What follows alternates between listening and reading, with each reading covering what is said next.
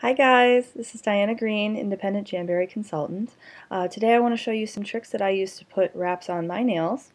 I have painted them in this beautiful iris lacquer by Jamberry. It's a dark purple color, and I have some lacy clear wraps that I'm going to put over them today. This is what the first couple look like, and then I'm going to do this nail here for you.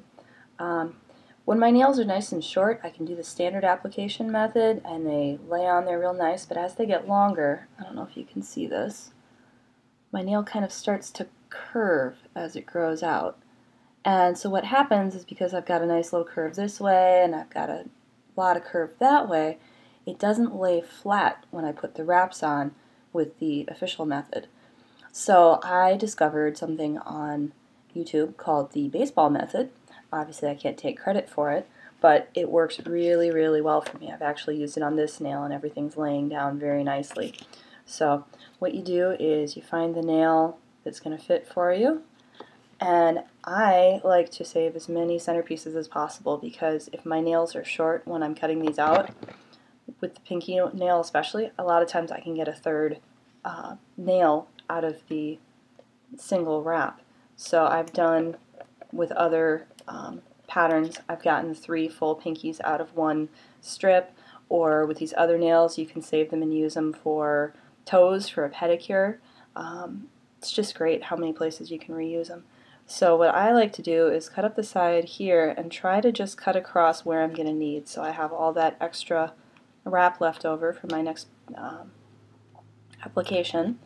And it looks like this one next to it got a little too far over, so we're just going to cut the whole piece off there. So it's pretty close to the tip there. I'm not wasting any wrap today. See that? Okay, so how the baseball method works is we're actually going to put just little bitty seams in here.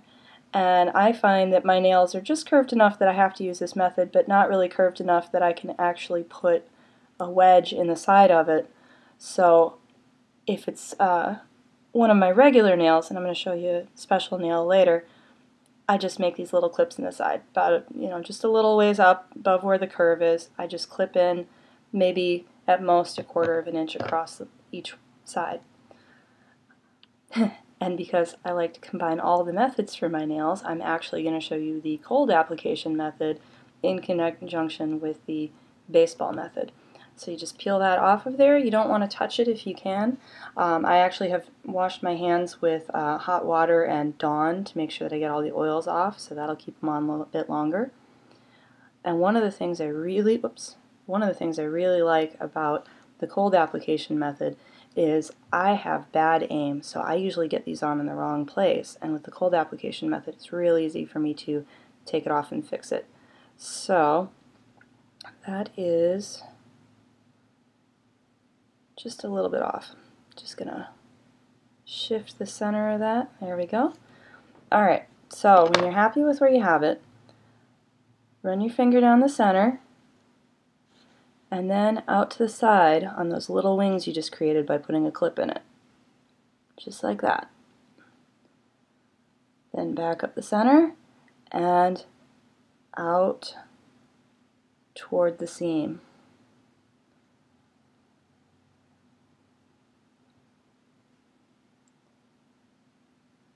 Work out as many bubbles as you can. Obviously that's the whole point at this point. And I also like to push the edge down just a little bit. Now at this point I need to go get my rice baggie. Here it is. I made this, took maybe 2-3 minutes at my sewing machine. It's just a piece of scrap felt from the fabric store and a little bit of cheap 20-minute cook rice. So it's almost free, but it's really handy. I can keep it in my purse in case I start having any lifting at the tips. I can just throw it in a microwave and touch up my nails when I'm on the go. It feels like it's not quite warm enough right now, so I'm just going to run to the microwave and I will be right back. Okay, and I'm back. So the trick with these rice bags is you need to heat them long enough to get good heat on your wrap and get a good application, but not long enough to burn yourself. They heat up really fast, so you don't want to do more than 25 or 30 seconds. You'll have to experiment with your own microwave because some of the older ones take a little longer and some of the newer ones are just really efficient. But then they also cool down pretty quickly. So if you're going to be doing this method, it's good if you can sit near a microwave. You're seeing me move around a lot, and it's because I did microwave this for a full 30 seconds. It's very, very hot. And if I hold it still, it's burning me. If I keep moving it like this, it's not so bad. I'm still getting the heat on the nail, but I'm not feeling it in the finger. So you just want to do that for a few seconds. The types of wraps take a little bit different heat, but you can always reheat it again later to make it stronger on there. So that's nice and heated. I am going to rub one of these freezer gel packs over there just to cool it down really quickly because I want to file it for you. Alright, so now that that's cooled, and you can wait it out or you can do the ice pack, either way works. You're going to get your file and just file straight down all the way along your nail. When you get to the edge, you may not be able to get it going straight, so you can just right at the corners file directly in.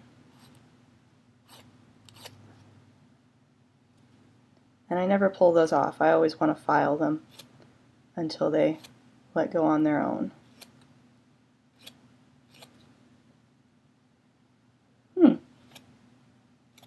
Alright, there we go. Nice and clean. You can see there's no overlap at the end there. If you have particularly short nails, try filing at a 45 instead of straight up and down. Sorry, not up, only down, never up. And then you get a nice clean wrap there. You can do another heat application if you want to, or you can just let it go. Sometimes I like to hold my hands when they're done all in front of my Jamberry heater that I also use sometimes. Just kind of depends on what mood I'm in and what I'm doing that day.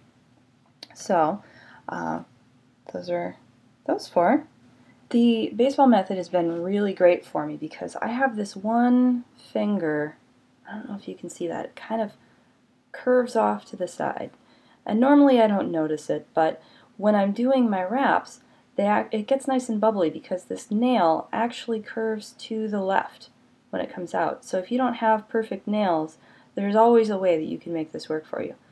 So what I've done with the baseball method is instead of clipping on both sides, I actually curve I make that little clip just on the left side so that the nail, when I put the wrap on it, curves around and takes the bubbles out in that short side. So I have pre-clipped this to length to save some time here. And because I'm thinking really hard, I'm probably going to forget which side is left here. So I'm just going to pop that one on. Whoops. It's a little off center again. See, I told you this cold application method is great for me because I keep forgetting, or I keep getting them in the wrong place. So, it's fine on that side. I'm leaving it hang up over here, and I'm just going to make a little clip right through this flower so it'll hide that when we're all done. And then I'm going to actually take another clip because when I've done this before I've noticed this one is curved enough that I need an actual wedge there.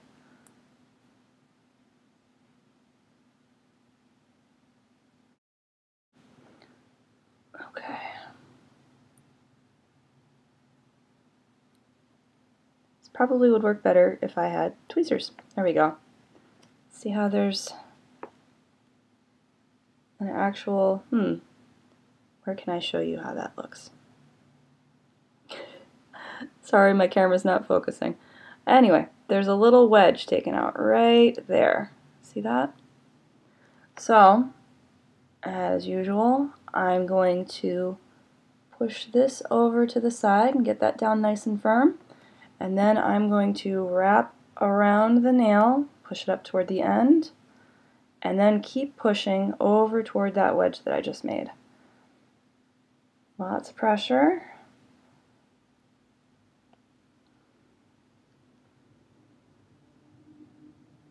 And you can see, hopefully, that that wedge pretty much just disappears from that nail.